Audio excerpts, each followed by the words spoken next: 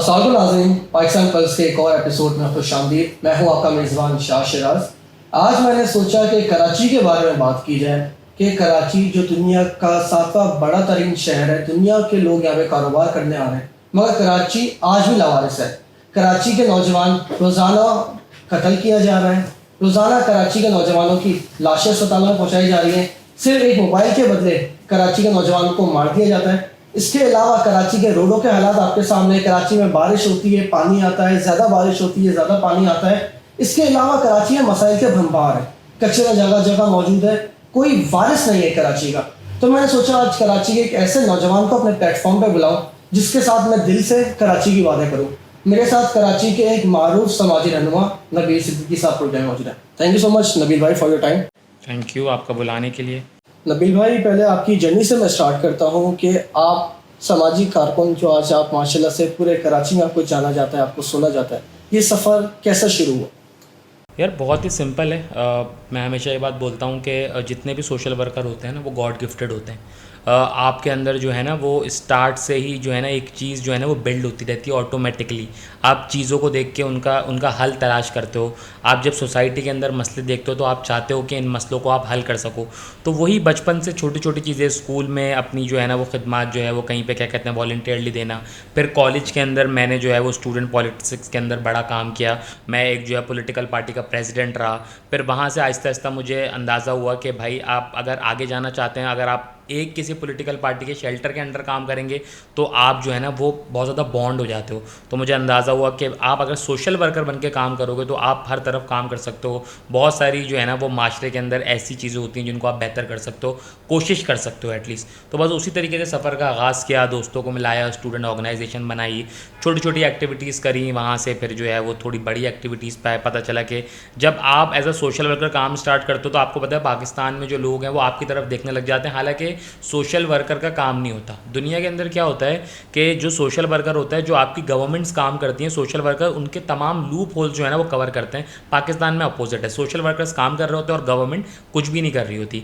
फिर उसी तरीके से लोग हमसे कांटेक्ट करने लगे कि यार हमारा ये काम है, हमारा ये काम है। तो अंदाज़ा हुआ कि इस कितने बड़े बड़े लूप होल्स हैं। कोशिश करते हैं उन मसलों को हल करने की, जितना कर सकते हैं करते हैं, जो नहीं हो सकता उस पर माजरत कर लेते हैं। नबील साहब, आपने जो पूरी जर्नी अपनी आगाज़ की, आपने एक एनजीओ बनाया, नहीं सोएगा कोई भूखा। स्टार्ट आपका एनजीओ से ही हुआ, उसके बाद आप सोशल एक्टिविज्म में आए, लोगों के मसाइल पे बात कर रहे हैं। एनजीओ बनाने का क्या मकसद था? अच्छा, बेसिकली एनजीओ मैं इसको कभी एनजीओ नहीं बोलता, ये स्टूडेंट ऑर्गेनाइजेशन है। आपको एक नाम चाहिए होता है जिस कि आप किसी भी नाम के अंडर काम करते हैं। आप ऑब्वियसली कहीं जाते हैं तो लोग आपसे पूछते हैं कि भाई आपके ऑर्गेनाइजेशन का नाम क्या है। हमने जब ये नाम रखा नहीं सोएगा कोई भूखा, इसके पीछे कोई लॉजिक नहीं थी। हम रोड पे निकले, हमने छोटी मोटी एक्टिविटीज़ करते थे, हम लोगों को खाना खिलाते थे। कराची के अंदर 2018 के अंदर हम ये कॉन्सेप्ट लेकर आए थे कि स्टूडेंट से हम जो है ना वॉलंटियरली स्टॉल्स लगवाते थे जहाँ पे आपको ज़कात, सदका, खैरात के अलावा जो है ना वो सिर्फ और सिर्फ 10 रुपये में खाना दिया जाता था। हमारे stalls Karachi central, Karachi east के अंदर लगाए जाते थे। हमने ये कॉन्सेप्ट भी हम सबसे पहले लेकर आए थे कि हम कॉलेजेस में और स्कूल्स में और यूनिवर्सिटीज़ में जाके अपनी एनजीओ को लोगों को बताते थे कि भाई हम एज अ स्टूडेंट ऑर्गेनाइजेशन काम कर रहे हैं और आप हमें आके ज्वाइन करें। क्योंकि जो स्टूडेंट होता है ना, जो यूथ होता है, उसी ने आगे चल के जो है ना मुल्क को चलाना होता है। तो ये ज़रूरी है कि उसको भी पता चले कि वो अपनी खिदमत किस तरीके से जो है ना वो कौम के लिए दे सकता है। तो हम इस तरह के कॉन्सेप्ट हमने बिल्ड करे। हमने इसको बाकायदा तौर पर एनजीओ के तौर पर प्रमोट नहीं किया। हमने कभी भी कोई जो है वो डोनेशन कैंपेन नहीं चलाई। हमने हमेशा स्टूडेंट्स को एज अ वॉलंटियर यूज़ किया और एक स्टूडेंट ऑर्गेनाइजेशन लेके ही इसको हम चलते रहे। नबील, आप कराची के नौजवान हैं और हम कराची में बात करने के लिए आज यहाँ पे मौजूद हैं। हम दोनों का ताल्लुक कराची से। नबील भाई, क्या हो रहा है कराची में? एक मोबाइल के बदले हमारे लड़कों को मारा जा रहा है, रोज़ाना पढ़ा लिखा नौजवान मारा जा रहा है। इसके अलावा जो मसाइल हैं भरे पड़े हैं, लाइट नहीं आ रही अभी भी इलाकों में 18-19 घंटे से। हो क्या रहा है सर? ये जो भी चीज़ें आपने बताई ना, ये आपको भी पता है, मुझे भी पता है, जितने लोग यहाँ बैठे हैं सबको पता है। इसका सॉल्यूशन क्या है, इस पे बात होनी चाहिए सबसे पहले। तो दूसरी चीज़ ये एक बाकायदा प्रॉपर प्लान के तहत जो है ना इस शहर को जो है ना इन हालात में डाला जा रहा है। आपकी जो भी बेसिक नेसेसिटीज़ होती हैं, रोटी, कपड़ा, मकान, साफ़ पानी, एजुकेशन, ये वो 5 बेसिक चीज़ें हैं जो दुनिया के अंदर हर बंदे का हक है। ठीक है, आपने लोगों को पानी के अंदर, आपने लोगों को एजुकेशन के अंदर, आपने मकान के अंदर इतना उलझा दिया है कि वो इन चीज़ों की जो है ना ज़िंदगी भर भागदौड़ करते रहते हैं कि यार यही चीज़ें पूरी हो जाएं और इसी के अंदर उनकी ज़िंदगी ख़त्म हो जाती है। मैं कभी भी लोग जो है ना मिसाल देते हैं कराची से बाहर की कि जी 80s में कराची उस मुल्क जैसा था, इस मुल्क जैसा था। मैं सिर्फ पाकिस्तान के अंदर की हमेशा मिसाल देता हूँ। मैं आपको बोलता हूँ इस्लामाबाद चले जाएँ, कितना दूर है। आप अगर बस में बैठ के जाएंगे 18 से 20 घंटे लगेंगे, ट्रेन में जाएंगे तो 24 घंटे लगेंगे। 24 घंटे बाद मैं एक अलग दुनिया के अंदर आ जाता हूँ, मैं एक अलग इंफ्रास्ट्रक्चर पे आ जाता हूँ, मैं एक अलग सिक्योरिटी के निज़ाम पे आ जाता हूँ। क्यों भाई, वो भी तो हमारी गवर्नमेंट के जो है ना अंडर आता है। ऐसा क्या मसला है जो पाकिस्तान का जो है बिजनेस हब है, जो पाकिस्तान को जो है वो 50% रेवेन्यू जनरेट करके देता है, जो पूरे पाकिस्तान से लोग यहाँ पे जो है वो नौकरियाँ करने आते हैं। उस शहर का इंफ्रास्ट्रक्चर देख लो, उस शहर की आप बेस्ट पार्ट देखें कि इस शहर में हमें, जिस शहर के अंदर समुंदर है उस शहर के अंदर हमें पानी खरीद के पीना पड़ता है। उस शहर के अंदर ऐसे हालात हैं कि 15 से 20 हज़ार रुपये के मोबाइल के लिए किसी भी लड़के को रोड पे गोलियां मार के चले जाते हैं। ये नॉर्मल प्रैक्टिस है। उसके बाद मैं आपको पूरा इसका जो है ना वो पैकेज बताया था। उसको गोली मार के जाएंगे, 4 दिन सोशल वर्कर्स शोर करेंगे, सोशल मीडिया पे बात चलेगी, मीडिया 1 दिन पैकेज बना के दिखाएगा, 6 दिन मैक्सिमम, 6 दिन बाद भूल जाएंगे। उसके बाद एक नया लड़का मौजूद होगा, वो भी इसी तरीके से मरेगा। सिर्फ और सिर्फ कौन सफ़र कर रहा होता है? उनकी फैमिलीज़, सिर्फ और सिर्फ उनकी फैमिली सफ़र कर रही थी। जो मारने वाला है आप उससे ये पूछें कि क्यों मारा, उससे कोई बदला था, उस बंदे ने आपका क्या बिगाड़ा? तो बात ये कि जी उससे मोबाइल लेना था। उस मोबाइल को, जो 20 हज़ार का मोबाइल है, 10 हज़ार रुपये के लिए बेच देंगे।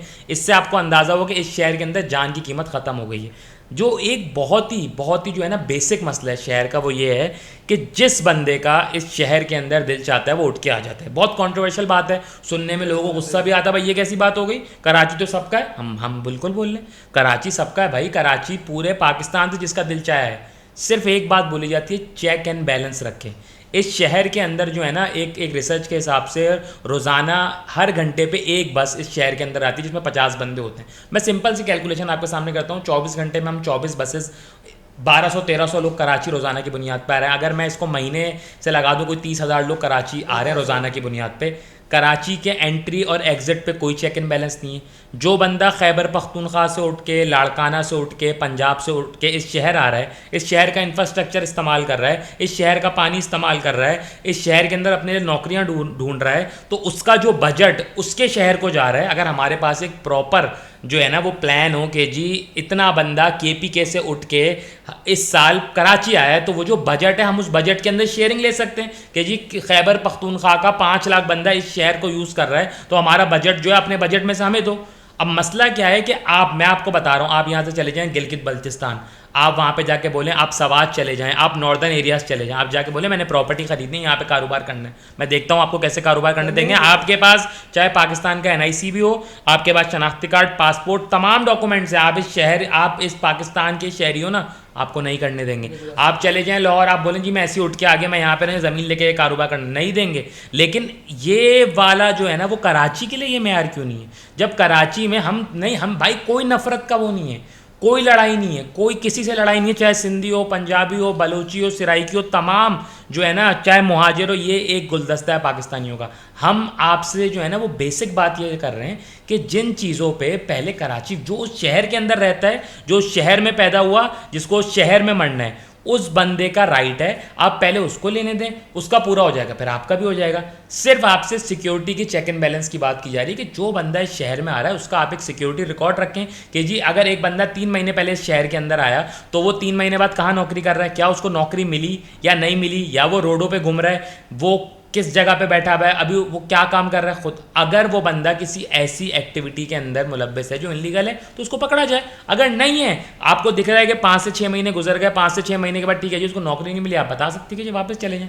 जब इस शहर में अपने लोगों के लिए नौकरियाँ नहीं है, तो जब बाहर से लोग आएंगे, देखें दुनिया भर के अंदर जितने भी बिजनेस हब होते हैं ना, मुझे मौका मिला ट्रैवल करने का, आप दुनिया भर के जितने भी बिजनेस हब पे चले जाए ना, वहाँ पे ऐसा ही होता है। वहाँ पे पूरा जो उनका मुल्क होता है ना, वहाँ से हर शहर से लोग आते हैं, ठीक है, नौकरियाँ करने आते हैं, बिजनेस हब के अंदर नौकरियाँ करते हैं, लेकिन चेक एंड बैलेंस रखा जाता है, उनको पकड़ा जाता है, उनको देखा जाता है कि भाई कोई बंदा 3 महीने पहले आया तो यहाँ पे क्या काम कर रहा है, क्या नहीं कर रहा, किसी इनलीगल एक्टिविटी में तो जो है वो इन्वॉल्व नहीं है।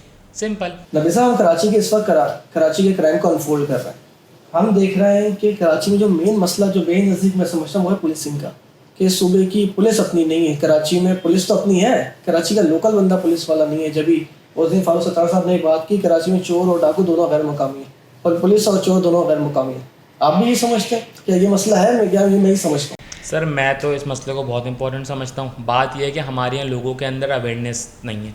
मैं किसी से अगर बोलूँगा ना कि यार आप इस शहर को जो है ना सूबा बना दो, कराची सूबे की हम बात करते हैं ना, लोग उस पर जज्बाती हो जाते हैं, स्पेशली हमारे जो सिंधी भाई हैं वो अच्छा इस उसका जवाब ये देते हैं हम जो है ना वो जो है ना सिंध के टुकड़े होने नहीं देंगे। हम टुकड़े तो नहीं कर रहे, हमने मुल्क अलग जो है ना वो करने की बात नहीं करी, जिन्होंने मुल्क अलग करना था वो कर चुके हैं।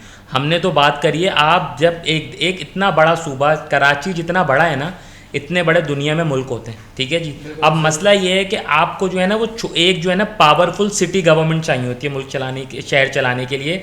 एक सीएम, एक चीफ मिनिस्टर पूरे सिंध का है, उसके लिए पॉसिबल नहीं है कि वो कराची से लेके पूरे सिंध को जो है ना वो लुक आफ्टर करे। अगर सिर्फ एक कराची को, मैं थोड़े देर के लिए आप एक्सेप्ट कर लें कराची एक सूबा है, ठीक है जी, कराची का अपना सीएम होगा, कराची की अपनी लोकल गवर्नमेंट होगी, कराची के इतने बड़े बड़े एरियाज़ हैं, आपका district central, district east, district south, फिर मलिर, फिर केमाड़ी, हर डिस्ट्रिक्ट जो है ना वो उसके अंदर जो है ना वो एक डिफरेंट हम उसको वो बना सकते हैं। हर जो है आपका एक अपना जो है ना वो शहर का जो है ना वो मेयर होगा। कराची के अंदर जो है ना डिफरेंट, जब आप चीज़ों को तोड़ते हैं ना सबसे आसान तरीका होता है किसी भी चीज़ को जो है ना वो कंट्रोल करने का, कि आप उसके अंदर जो है ना वो छोटे छोटे उसको तोड़ें और फिर उसके बाद उसको कंट्रोल करें। आपका जो सवाल था कि जी बिल्कुल आप जो है ना दुनिया के किसी बड़े शहर चले जाएं भाई, हर जगह क्राइम रेट होता है, न्यूयॉर्क में भी क्राइम है, लेकिन पुलिस वहाँ की लोकल होती है। उसकी एक बहुत बेसिक वजह है, उसकी वजह यह है कि अगर एक बंदा, मैं बोल रहा हूँ वो बहुत काबिल है, उसने बहुत पढ़ा लिखा है, बहुत ईमानदार है, उसने अपनी पूरी ज़िंदगी लाड़काना के अंदर गुजारी, लाड़काना से उसको आपने उसको उठा के जो है वो कराची सेंट्रल के अंदर बिठा दिया, ठीक है जी। अब जिस बंदे को कोई नो हाउ नहीं है कराची सेंट्रल के बारे में कि कराची सेंट्रल के अंदर कौन सी ज़बान बोलने वाले लोग रहते हैं, इस एरिया का क्या डायनेमिक्स है, इस एरिया के अंदर किस तरह क्राइम होता है, क्या होता है, उसको कोई नो हाउ नहीं है, तो वो किस तरीके से उन चीज़ों को कंट्रोल कर पाएगा, उसको पता ही नहीं है इन चीज़ों के बारे में। सबसे बड़ा मसला तो ये है ना कि जो हमारे पास जो कराची की एक नॉर्मल जो मिडिल क्लास लड़का है ना, वो रात में जब 4 बजे बाइक पे आ रहा होता है ना तो वो पुलिस मोबाइल को देख के डर जाता है। वो ये नहीं होता कि जी पुलिस मोबाइल खड़ी, चलो हमारे मुहाफिज खड़े हम सिक्योर हो गए, वो डर जाता है। क्यों? जब वो पुलिस मोबाइल उसको रोकती है ना तो वो उस बंदे को देख के समझ नहीं सकती कि ये बंदा क्या है, यहाँ का लोकल है। क्यों? क्योंकि जिस जगह से वो उठ के आए होते हैं उन्हें कुछ पता ही नहीं होता कि जी ये बंदा क्या, वो उससे जिस तरह बात करते हैं उसकी ज़बान में वो उस ज़बान को जो है ना ठीक तरीके से नहीं बोल सकते। हाँ, अब मसला ये है कि सबसे, अब एग्जाम्पल मैं आपको देता हूँ, डिस्ट्रिक्ट सेंट्रल के अंदर एक एरिया है गुलबर्ग टाउन, मैं अगर वहाँ रहता हूँ, ठीक है, आप वहाँ रहते हैं गुलबर्ग टाउन के अंदर, आपके एरिया के अंदर आपकी लोकल पुलिस है, आप रात में कहीं पर भी निकलेंगे, आपको पता चल गया यार ये बंदा जो है ना ये हमारे इलाके का ही है, वो पहले तो आपसे रिश्वत ही नहीं ले सकता ना, वो तो बात ही खत्म हो गई। वो आपको देख के ही समझ जाएगा कि यार ये फला बंदा जो है ना ये फला का बेटा, ये फला यहाँ रहता है, ठीक है जी, ये सही बंदे हैं, क्लियर, इनका कोई मसला नहीं है। इस तरीके से जो है ना वो आवाम और पुलिस के बीच के अंदर जो है ना एक कनेक्शन बनता है। हमारे यहाँ क्या है कि कनेक्शन टूट जाते हैं। वजह क्या है यार, जब आप लाड़काना से, आप सखर से, आप दादू से, मैं बोल रहा हूँ बहुत ईमानदार, बहुत पढ़े लिखे, बहुत अच्छे लोग हैं, जब उनको चलें इसको अपोजिट कर लेते हैं, हमारे लिए कुछ लोगों को जो व्यूवर्स होंगे उनको बुरा लगेगा, फिर वही बात है, वही सारा मंजन बेच रहे हैं, अपोजिट करते हैं। कराची में मैंने पढ़ा लिखा, मैं कराची में रहा ज़िंदगी भर, मुझे उठा के आप भेज दें दादू, मैं दादू जब शहर उतरूंगा, मैं उस शहर के अंदर जो लोगों की ड्रेसिंग होगी ना उसको देख के हमारे यहाँ तो लोग बोलते हैं ये ड्रेसिंग खतरनाक लोग लग रहे हैं, एक नॉर्मल है ना, एक नॉर्मल बात कर रहा हूँ, एक थिंकिंग है ना कि यार ये हम कराची में नॉर्मल जिन शहरों, क्योंकि आपको पता है कराची के अंदर उर्दू स्पीकिंग की जो है ना वो आबादी ज़्यादा है जो है ना मेजॉरिटी में, तो वहाँ पे एक जो है ना वो एक डिफरेंट कल्चर है कपड़े पहनने का। आप सिंधियों में चले जाएँ अलग है, पंजाबियों में, पठानों सब में अलग है। मैं जब दादू उतरूंगा ना, मैं जब उस शहर का डायनामिक्स देखूंगा, मैं चीज़ें देखूंगा, मैं परेशान हो जाऊंगा, मुझे समझ ही नहीं आएगा कि ये क्या हो रहा है, क्या सिस्टम है, ये जो लोग जा रहे हैं ये कौन है। मैं चाहे मैं कितना पढ़ा लिखा हूँ, मैं उस सिस्टम को नहीं समझ सकता, चाहे मैं वहाँ असिस्टेंट कमिश्नर जाऊँ, डिप्टी कमिश्नर जाऊँ, या पुलिस में जाऊँ, या किसी भी महकमे में जाऊँ, मुझे बहुत ज़्यादा टाइम लगेगा उन सब चीज़ों को समझने में। और कराची को इस वक्त जो है ना ऐसे बंदे नहीं चाहिए जिनको टाइम लगे समझने में, ऐसे बंदे चाहिए जो फ़ौरन से चीज़ों को समझते हों और जल्द से जल्द इनको हल करें। अब दूसरा मसला ये है कि एक बंदे को आप एक जगह पर ट्रांसफ़र देते हो, उसके बाद वो कुछ टाइम रुकता है, जब वो उस चीज़ को समझना शुरू होता है उसका ट्रांसफ़र कहीं और हो जाता है, फिर वो कुछ समझ नहीं आ रहा कि भाई वो किस तरीके से इस शहर के बुनियादी मसाइल को हल करेगा। सबसे जो बुनियादी मसला इस वक्त शहर का है वो है सिक्योरिटी का निज़ाम। सिक्योरिटी कुछ भी नहीं है। मैं और आप इस वक्त जिस इलाके के अंदर बैठे हुए हैं ये कराची का सबसे पोश इलाका है, ये सिक्योर नहीं है। कुछ नहीं पता, मैं भी नीचे जाऊँ मुझे जो है मेरे मोबाइल लेने के लिए आ जाए, मोबाइल दे दिए, ऐसे केसेस भी हैं मोबाइल दे दिए फिर भी गोली मार के चले गए, क्या करोगे? कुछ भी नहीं कर सकते। किन के खिलाफ FIR कटेगी? नामालूम अफराद के खिलाफ। अफसोस की बात यह है कि हमारे जो है पुलिसिंग निज़ाम जो है वो लोगों को जो है गुटके मावे शीशे पे केसेस चल रहे हैं, जो शीशे कैफ़ेज़ पे रेड मार के बच्चों को ले जाके उनको 269 270 के अंदर जो है वो इन पे कार्रवाइयाँ हो रही हैं। जो काम करने के हैं वो नहीं हो रहे। टेंटेड जो है वो आपके फैंसी नंबर प्लेट, हमारी पुलिस इसके अंदर इतनी एक्टिव हो जाती है। आप कराची साउथ या सदर के इलाके के अंदर गाड़ी खड़ी कर दें, इतना तेज़ निज़ाम है पुलिस का कि 1 सेकंड में आपकी गाड़ी उड़ जाती है। जब यही पुलिस सिस्टम इन जगहों पे इतना तेज़ काम करता है तो मुझे समझ नहीं आता फिर ये क्राइम क्यों वहाँ रोक जाके पाता, क्यों- वहाँ पे क्यों जो है उनके हाथ रुक जाते हैं। नबील साहब, आपकी पूरी बातें सुन रहे हैं, गुफ्तगू हमारी जारी है। आप क्या समझते हैं, कराची को सूबा बनना ज़रूरी? सर मैं सिर्फ कराची को सूबा नहीं, अगर आपको लगता है ना कि कराची के अंदर 3 सूबे बना सकते हैं तो बना दो, क्योंकि मैं तो इस चीज़ के ऊपर बिलीव करता हूँ कि जितनी छोटी छोटी टीम्स होंगी, मैं आपको एक जो है ना 20 जो है ना वो फ्लोर की बिल्डिंग दे दूँ कि शराज साहब आपके पास ये 5 बंदों की जो है ना टीम है, ये पूरी जो है ना बिल्डिंग आपने रेनोवेट करनी है, और उसके जो है ना वो अपोजिट मैं बोलूँ 1 फ्लोर आपने रेनोवेट करना है, और मैं आपको जो है ना 10 दिन का टाइम दे दूं तो वो 20 फ्लोर आप जल्दी रेनोवेट कर सकते हो या 1 फ्लोर बेहतरीन कर सकते हो। 1 फ्लोर आप जितनी टीमें बेहतर होंगी, जितना उसको बेहतर कर सकते हैं वो उस तरीके से बेहतर होगा।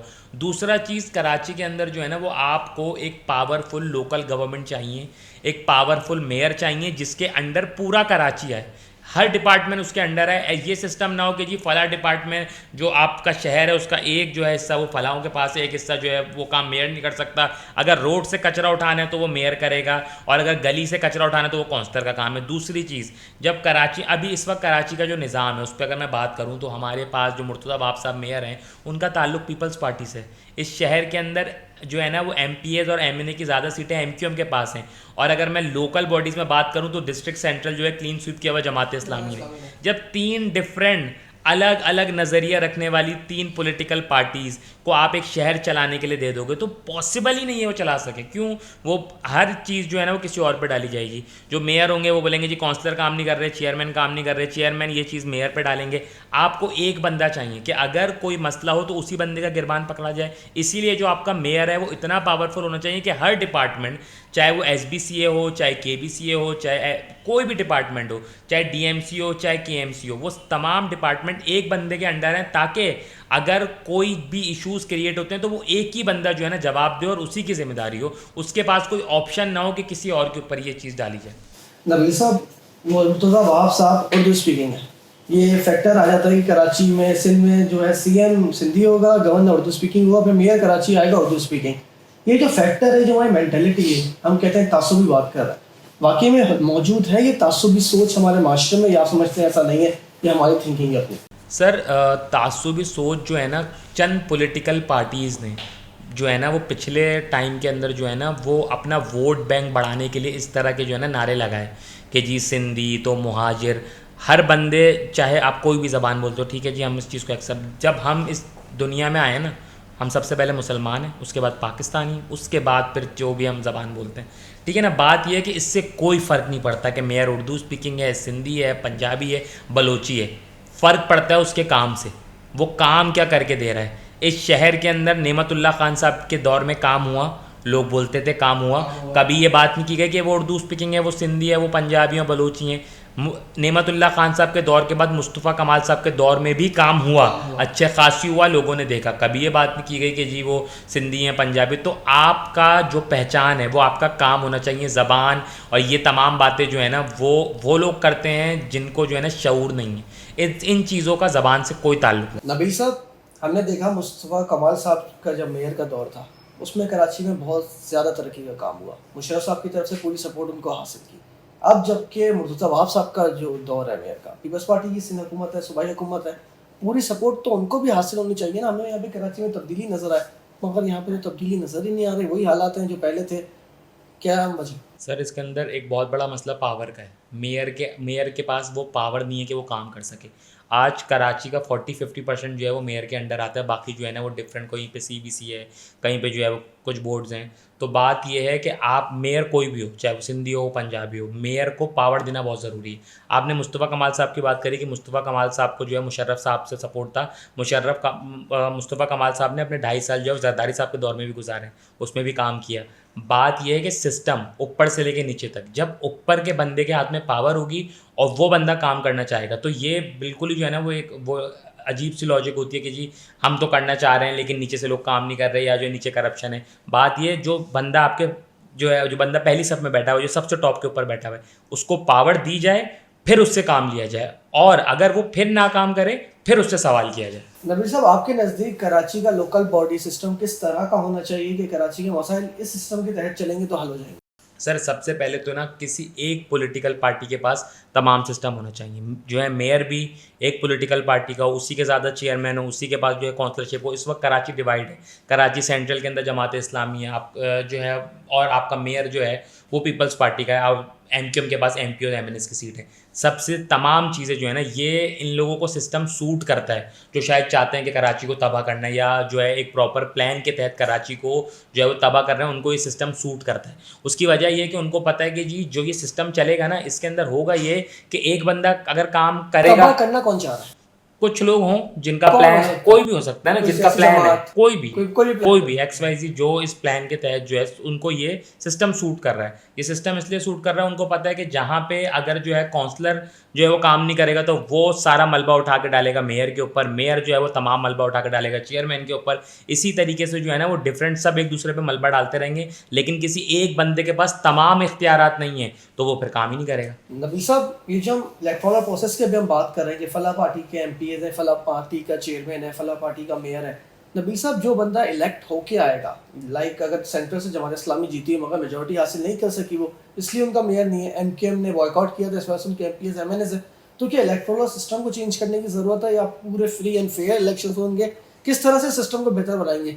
अगर क्या हम सोल्यूशन हो? बिल्कुल ओपनली बात करते हैं ना, इस जो लास्ट इलेक्शन की, मैं खुद लास्ट इलेक्शन में जो है ना वो आज़ाद उम्मीदवार था, उस पर मैं आ रहा सही हूँ। है। बात यह है कि जो इलेक्शन लास्ट हो उसके अंदर एक वेव थी एक पॉलिटिकल पार्टी की, बहुत ज़्यादा वेव थी, बहुत ओपनली बात करते हैं नाम लेके, जमात इस्लामी की वेव थी। हमें पता है, हम ऑन फील्ड मौजूद थे। आप चाहे डिस्ट्रिक्ट सेंट्रल ईस्ट उठा लें, आप जो है साउथ उठा लें, तमाम कराची के बड़े डिस्ट्रिक्ट्स में एक ही वेव थी, ठीक है। इलेक्शन होता है तो रिजल्ट बिल्कुल डिफरेंट था, लोगों को यकीन नहीं था कि रिजल्ट ये आएगा, ठीक है। पीपल्स पार्टी जो है वो सालों से सूबाई हुकूमत में, वो काफ़ी टाइम चाहिए कि हम शहरी हुकूमत में भी आएँ और जो है वो लोकल में भी आएँ, लेकिन जब एमक्यूएम का ज़ाहिर है जो है डाउनफॉल आया, उसके बाद जो है पीपल्स पार्टी को मौका मिला आगे आने का, ठीक है। अब बात ये है कि जो इलेक्शन हुए, उस इलेक्शन को सिर्फ और सिर्फ जो हुकूमत में लोग बैठे हुए वो उस इलेक्शन से खुश हैं। आप ये जो माइक आपने रखा मैंने, इस माइक को लेके आप लोगों में, आम लोगों में निकले, आपको एक डिफरेंट वेव नजर आएगी कि जी हम तो जो है वो इस पॉलिटिकल पार्टी के साथ थे लेकिन जीत गई है पॉलिटिकल पार्टी। तो नंबर 1, सबसे पहले तो आपने अपने इलेक्शन को ठीक करना पड़ेगा। आपको इलेक्शन के अंदर 2 बहुत मेन चीज़ें, जो बंदा इलेक्शन लड़ रहा है सबसे पहले तो उसके लिए जो है ना एक वो होना चाहिए बजट मखसूस, कि भाई इतना पैसा लगा के आप इलेक्शन लड़ सकते हो। क्यों?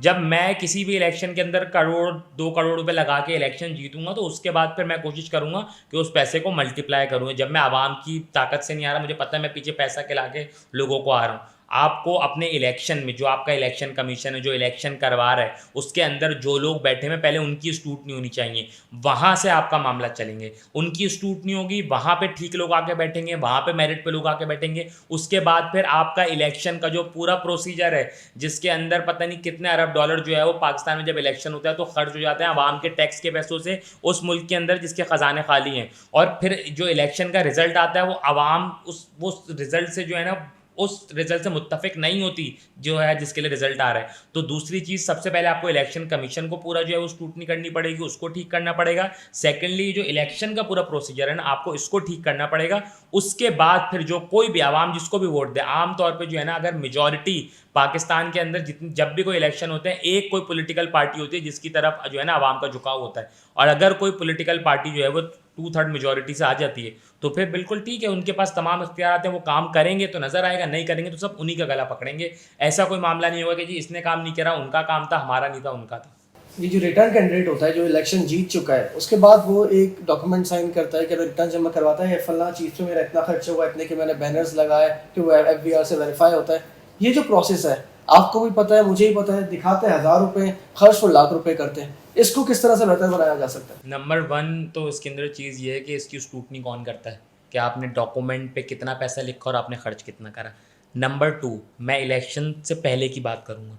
जब एक कैंडिडेट इलेक्शन के अंदर उतरता है ठीक है, तो उसको जो है ना बॉन्ड होना चाहिए इलेक्शन कमीशन की तरफ से कि आप इससे ज़्यादा पैसा इलेक्शन के अंदर खर्च नहीं कर सकते, क्योंकि पाकिस्तान के अंदर इलेक्शन एक बिज़नेस बन गया है। हमने पिछले वक्तों के अंदर ये देखा कि बहुत सारे ऐसे बड़े बड़े बिजनेस टाइकून्स जिनके बिजनेस सेट थे, उन्होंने जो है वो पावर के लिए इलेक्शन के अंदर आए, और ऑब्वियसली जब उनके पास पैसा था, वो पैसा तमाम इन्वॉल्व हुआ, तो उन्होंने सीटें भी जीती। जब वो ऐवानों तक गए तो वो ऐवानों के एक्सपर्ट्स नहीं थे, उनको जो है वो कोई भी जो है पॉलिसी मेकिंग नहीं आती थी, क्योंकि वो जो है बिजनेसमैन है। एक बिजनेसमैन सिर्फ एक चीज़ सोचता है, मैं बिजनेस करता हूँ तो मुझे पता है कि मैंने 100 को 200 कैसे बनाना है, ये मेरा टारगेट होता है। तो वो उन्होंने जो है वो सियासत में आने के बाद सियासत को अपना बिजनेस बनाया। हालांकि सियासत का मतलब होता है लोगों की खिदमत करना।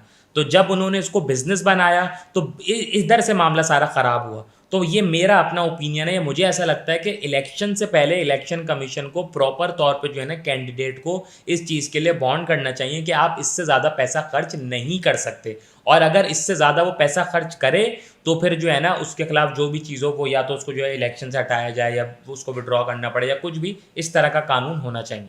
नबील साहब, आप कराची में कंटेस्ट करते हैं बलदियाती इंतखाबात, आपका इंतखाबी निशान होता है ताला। आप उसकी कैंपेनिंग के लिए जाते हैं कराची के इलाके एमपीएस मार्केट में, वहाँ पे एक कम्युनिटी की तरफ से आपको निशाना बनाया जाता है, आप पे बहुत बुरी तरह तशद्दुद किया जाता है। वो वीडियोस मैंने देखी है, मैंने फ़ोन भी किया था, आपको याद होगा। क्या वाक़या था, हुआ क्या था? सर बात ये कराची वाले हैं, ऐसे ही निकल जाते हैं रोडों पे, बिल्कुल मिडिल क्लास हैं, कोई हमारे पास डाले या सिक्योरिटियाँ तो है नहीं कि हम जो है लेके चलें। इलेक्शन कैंपेन गली गली करी, जो सीखा जिस तरीके से काम किया उसी तरीके से एक कराची की मार्केट पहुंचते हैं। वहाँ पे मैं किसी भी एक ज़बान या किसी भी एक स्पेसिफिक लोगों को, हो सकता है जब वो वीडियो बन रही हो उस time heat of the moment कोई मुंह से कोई स्पेसिफिक आवाम या किसी स्पेसिफिक बंदे का या स्पेसिफिक कौम का नाम भी जो है ना मेरे मुंह से निकल गया हो, लेकिन बाद में जब चीज़ों को मैंने रियलाइज़ किया तो मुझे लगा कि ठीक है, हम कभी भी किसी भी एक शख्स बुरा और अच्छा, दो शख्स होते हैं दुनिया में, ठीक है, हम उनको जो है ना किसी कौम से रिलेट नहीं कर सकते। किसी मज़हब से ऐसा ही relate है, नहीं वही कर हाँ, सकते। वही बिल्कुल मेरे साथ इस तरीके से वाक़या हुआ। वहाँ पहुँचे, थोड़ा सा कैंपेनिंग कर रहे थे, थोड़ी सी आपको पता है कि मैं सोशल मीडिया पे वीडियोस भी बनाता हूँ, अवेयरनेस वीडियोस। तो मैं वहाँ पे जो है ना कुछ इश्यूज़ को हाईलाइट कर रहा था, कुछ लोगों को शायद वो चीज़ जो है नागवार गुजरी, उन्होंने आके मुझसे बदकलामी शुरू कर दी। मेरी हमेशा आदत है कि मैं चीज़ों को जो है ना वो वाइंड अप करना चाहता हूँ, मैं कभी भी इन चीज़ों में इन्वॉल्व नहीं होता।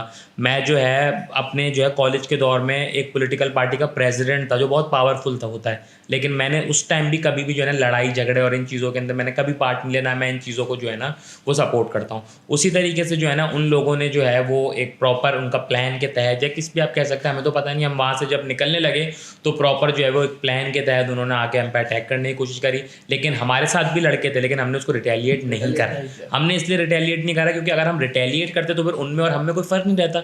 जब एक पढ़ा लिखा नौजवान इस शहर के अंदर, इस शहर का सियासी मसला क्या है कि इस शहर के अंदर पढ़ा लिखा नौजवान नहीं आता सियासत में। क्यों नहीं आता? इसलिए नहीं आता, उसको पता है ये मामला आता है। या तो यहाँ पे जो है वो क्या कहते हैं घरेलू सियासत चलती है कि बाप MP है तो बेटा भी MP है, ठीक है। या तो फिर वही जो एक जो है नई सियासत शुरू हो गई कि जी पहले कारोबार करो, बिजनेस करो, पैसा बनाओ, फिर सियासत में आ जाओ पावर के लिए, ठीक है ना। हमारे पास ये दोनों चीज़ें नहीं है। सियासत का मतलब होता है लोगों की, आवाम की खिदमत, ठीक है ना। और ये चीज़ें गॉड गिफ्टेड होती हैं, ये चीज़ इंसान के अंदर बचपन से होती है। मैं हमेशा बोलता हूँ कि सोशल वर्क अगर आप कर रहे हो तो आप एक लिमिट तक कर सकते हो, लेकिन जब आप सियासत में आते हो तो आपकी जो है ना लिमिट जो है ना वो बढ़ जाती है। अगर आप ऐवानों तक पहुँच गए और अगर आपका पढ़ा लिखा मिडिल क्लास तबका जो है इस शहर के अंदर सबसे ज़्यादा रहता है, अगर वो ऐवानों तक पहुँच गए तो इस शहर के बड़े बड़े मसले उससे हल हो जाएंगे। इसलिए मैं लोगों को भी ये मोटिवेट करता हूँ कि जी सियासत कोई बुरी चीज़ नहीं है, सियासत बहुत अच्छी चीज़ है। मैंने ग्रेजुएशन भी पॉलिटिकल साइंस में की हुई है, ठीक है ना। अलबत्ता उसकी जॉब्स नहीं मिलती, लेकिन फिर भी मैंने इस वजह से पढ़ी, मुझे पता था कि यार इसमें एक इंटरेस्ट था, एक इंटरेस्ट डेवलप हुआ हुआ है।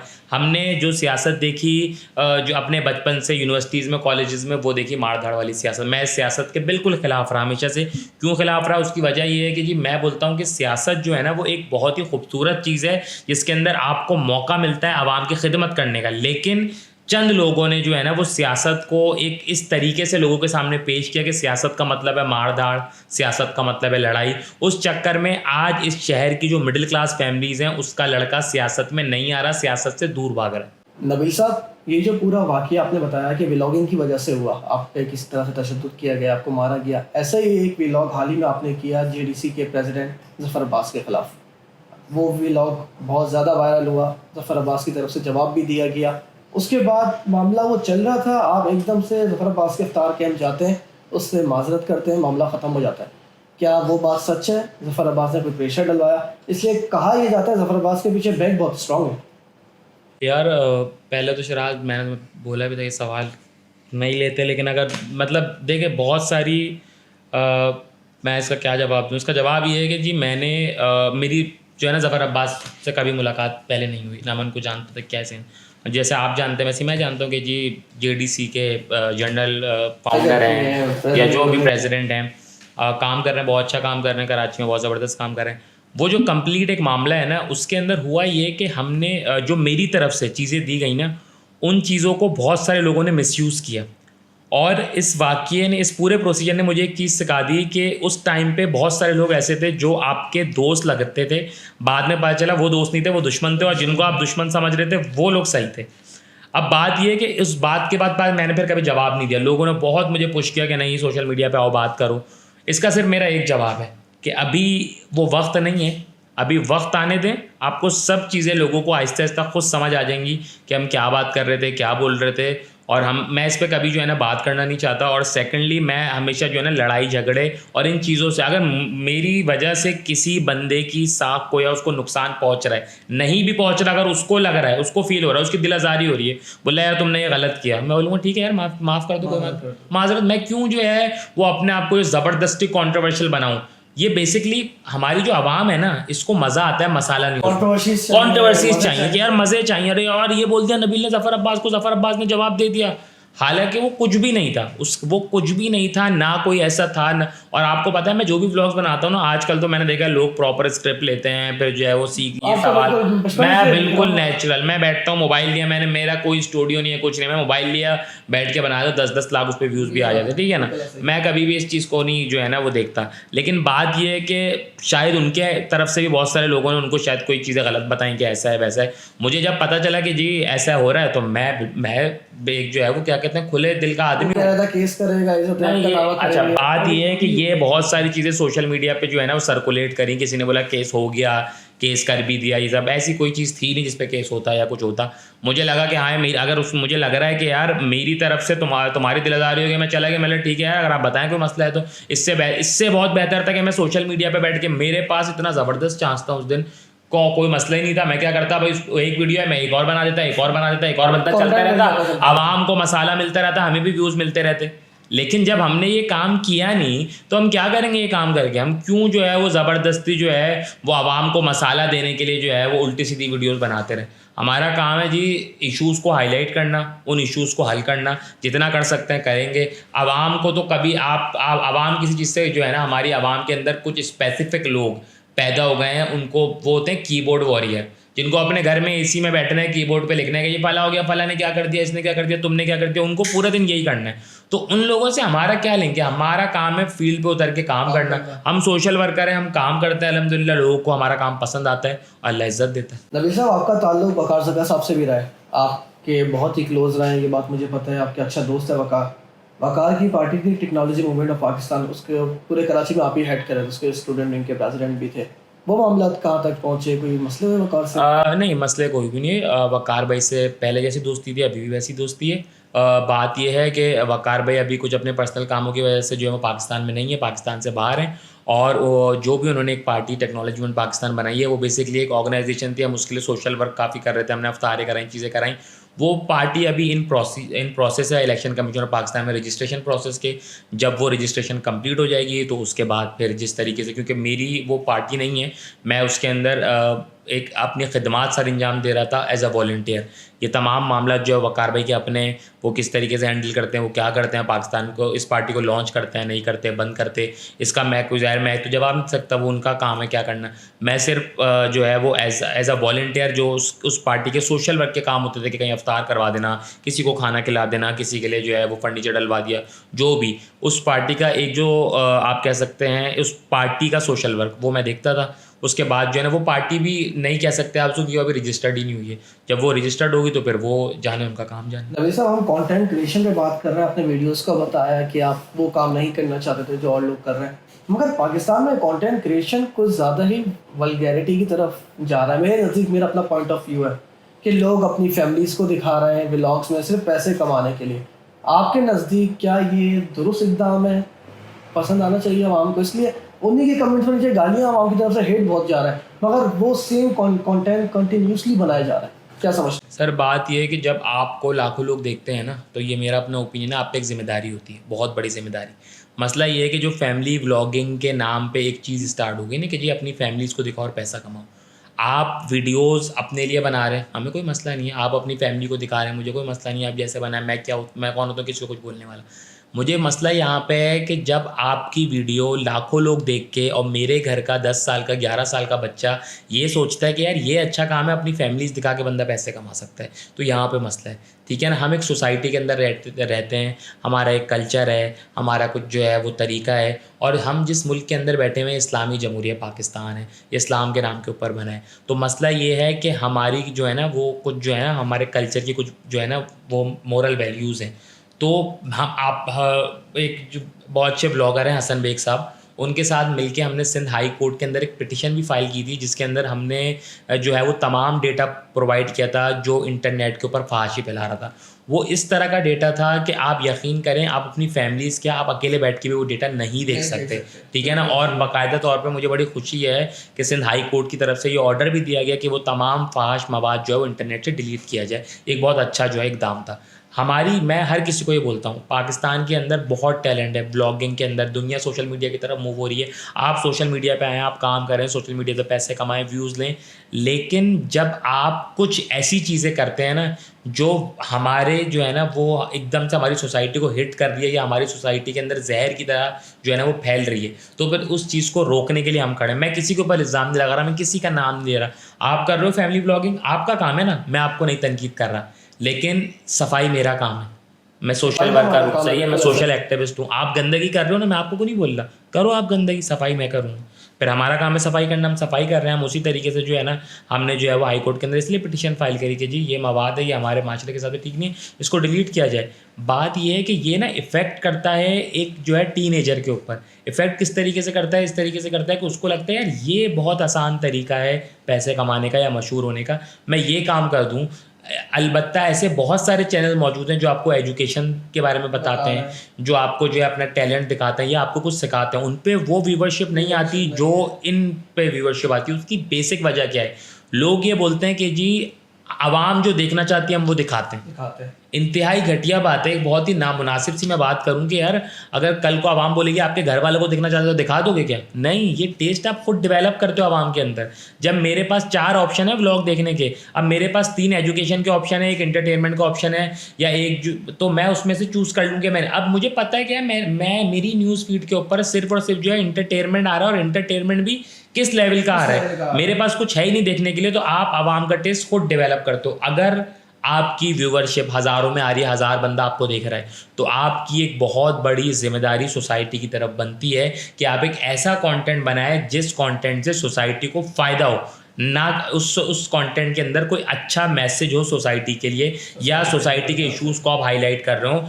एज अ सोशल वर्कर जब हम सोशल मीडिया पे अपनी वीडियोस डालते हैं और अगर कल को कोई बच्चा हमारी वीडियोस देख के सोशल वर्कर बनना चाहे, तो हमने सोसाइटी को एक जो है वो गिफ्ट दिया हमारी तरफ से कि जी हमने ये वीडियोस बनाई, किसी ने देखा वो सोशल वर्कर बन गया।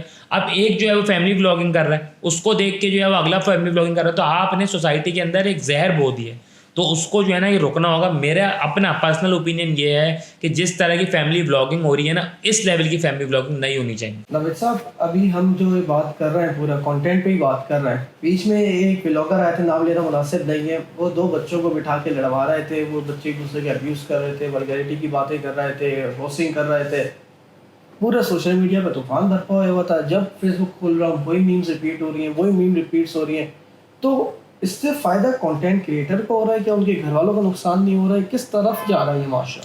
सर बात यह है कि जो बच्चों को बिठा के बात की जा रही थी, बच्चों को तो नहीं पता कि क्या हो रहा है, ठीक है ना। एक बंदा जो बैठ के बच्चों को लड़वा रहा है, वो अपने कंटेंट के लिए, अपने व्यूज़ के लिए, अपने टाइम्परेरी कंफर्ट के लिए कि यार मेरे 10 लाख व्यूज़ आ जाएं, बाकी सोसाइटी बाहर में जाए, बाकी जो है ना वो जिसको जो बोलना है वो बोलता रहा, मैं अपने व्यूज़ ले लूँ। असल में ये बहुत ही जो है ना ख़तरनाक नशा है व्यूज़ का। व्यूज़ का नशा इसलिए ख़तरनाक है, एक दफ़ा आदमी को लग जाता है ना, फिर आदमी बोलता है मुझे व्यूज़ चाहिए, मुझे मशहूर होना है, मुझे जो है ना वो फेमस होना है, मुझे जो है ना मैं चाहता हूँ कि मैं लोगों में जाऊँ तो लोग मुझे जो है ना पहचाने। तो उसके लिए वो हर रास्ता अपनाने को तैयार है कि यार गलत हो या सही, आई डोंट केयर, मुझे जो है ना कुछ करना है। तो इस तरह की तमाम कंटेंट, चाहे वो ये साहब हो जो बच्चों को लड़वा रहे हैं, या कोई बंदा अपनी फैमिली को दिखा रहा है, या कुछ भी जो आपको लगता है कि हमारी सोसाइटी के अंदर फिट नहीं होता, तो मेरे हिसाब से तो वो कंटेंट जो है ना गलत है। मैं आप तमाम देखने वालों को भी एक बात बोलता हूँ, आप वो कंटेंट देख रहे हैं, आपको पता है कि वो कंटेंट गलत है, फिर भी आप देख रहे हैं, कल को तुम्हारा बच्चा जब वही काम कर रहा होगा, फिर तुम उसी को मार रहे होगे कि यार ये तुम क्या गलत हरकतें कर रहे हो, फिर आपको अच्छा लगेगा? नहीं अच्छा लगेगा। क्यों? क्योंकि आप जिस चीज़ को प्रमोट कर रहे हो कल को ये आप तक भी पहुँच सकती है, तो बेहतर है कि उस चीज़ को जो है वो रोका जाए। Thank you so much Nabeel भाई फॉर योर टाइम। नाज़रीन, आपने पूरी गुफ्तगू सुनी। उम्मीद है कि आपका माइंडसेट आज क्लियर हुआ होगा कि हमें किस तरह का कंटेंट फॉलो करना चाहिए, किस तरह के व्यूज़ देखने चाहिए, किस तरह की वीडियोस देखनी चाहिए। तो उम्मीद करते हैं पाकिस्तान पल्स आपके लिए आइंदा भी ऐसे ही मज़ीद मौज़ूआत को लेकर आएगा ताकि आपका रिश्ता हमारे साथ जुड़ा रहे। प्रोग्राम पसंद आया अपना फीडबैक ज़रूर दीजिएगा। That's all for tonight.